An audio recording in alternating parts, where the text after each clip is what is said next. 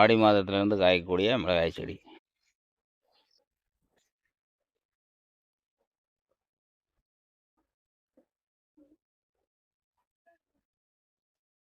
Virus இல்லாமல் கொண்டு வந்திருக்கோம்.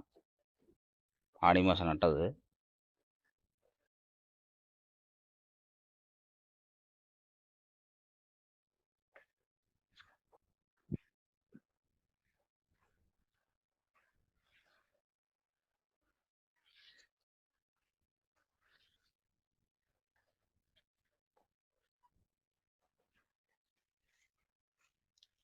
வைரஸ் வந்து 70% கண்ட்ரோலாகவே இருக்குது.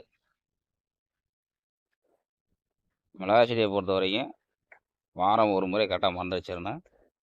இந்த பூவில் வரக்கூடிய கருப்பு பேனை வந்து சாரை உறிஞ்சி அப்படியே முரலையாக உண்டு பண்ணிடும். இந்த பேனு தான் பார்த்தீங்கன்னா உங்களுக்கு வந்து முரலை உண்டு பண்ணுறது, வைரஸ் உண்டு பண்ணுறது. இந்த பேனு வந்து பூவில் தான் இருக்கும். பூவில் வந்து அப்படியே இலைக்கு போய் இலையிலேருந்து காய்க்கு போய் கடைசியில் காயோட காம்பில் வந்து சாரை உறிஞ்ச ஆரம்பிச்சிடும்.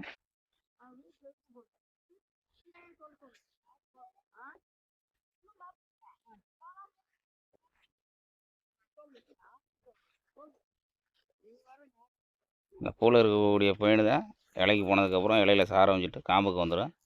காம்பில் வந்து சாரை வஞ்சிடும். அந்த காம்பு தான் பார்த்தீங்கன்னா